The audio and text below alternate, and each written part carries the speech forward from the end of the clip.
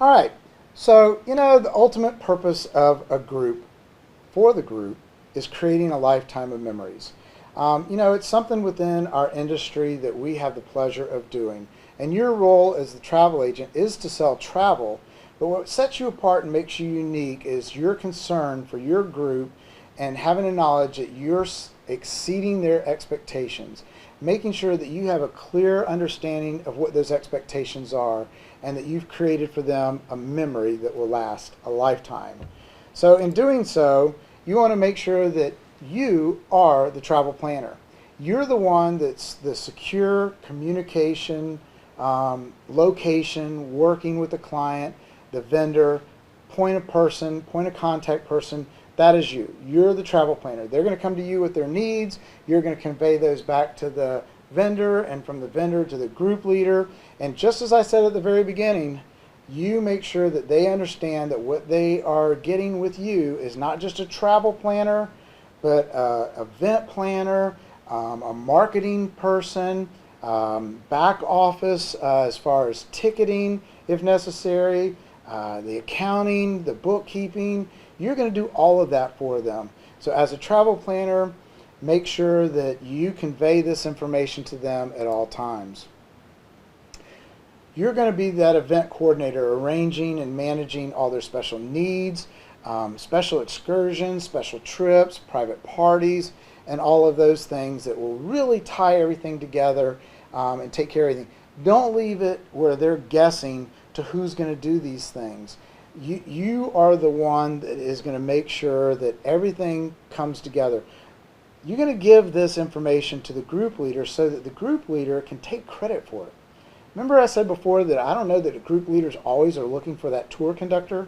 A lot of times they want to be in control. We said that. They want to be able to be enabled to make decisions for the group. And they like to be the ones that take credit for all the neat things that, frankly, you did for them. And in some cases, you just took the information and communicated that with the supplier. So travel planner, event coordinator, destination specialist. You need now to start learning more about destinations around the world. I know when I first started, I didn't know where Kotzebue was, and I had a guy that wanted to take a group to Kotzebue, and I said, absolutely, and we hung up the phone, and I was like, I have no idea. And we didn't have Google back in those days. Turns out Kotzebue's in Alaska, and we had a wonderful trip. I just had to go out and find this information. So make sure that you're able to say, I don't know, but I'll find out. Make sure that you are able to know where to find out. Make sure you know where your resources are. But know your products. Know and become a specialist in destinations and in your products. And finally, being a great relationship builder. Again, we're doing groups because groups have the highest return on your investment. The amount of time you spend will pay higher dividends in a group booking than they will multiple individual bookings. And then when you do unique travel, specialty travel, luxury travel, it's just a huge multiplier added onto that. But you're not going to get the client to repeat with you. You may have taught them something, but they're not going to repeat with you if you're not following up with them, if you're not building a relationship with them, if you're not being a part of their group, if you're not being a partner to what they're doing, whether it's an incentive group, an organization, a church, or a family reunion. You've got to let them feel like you're part of the family, you're part of the company. Remember, you went on an interview. They chose you. Now you're going to be that event coordinator. You're going to be the specialist of what to do when you get to Venice.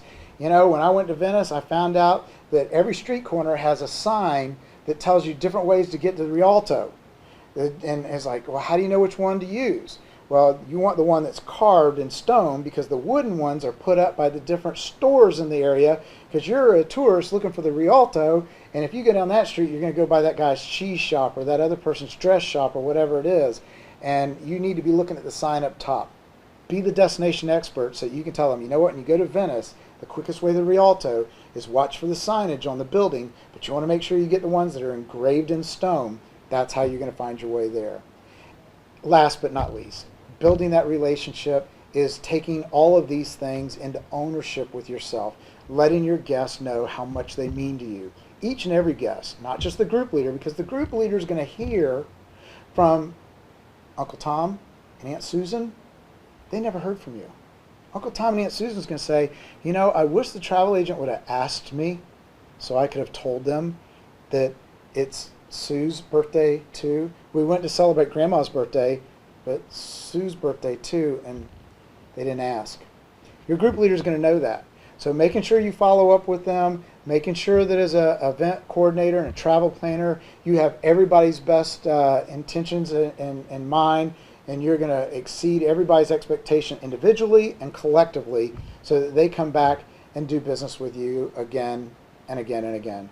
These are all some of the great reasons why you're going to move your business into selling groups. Make more money selling groups. Have a bigger database selling groups. Have more repeat guests selling groups. Have a larger ROI selling groups.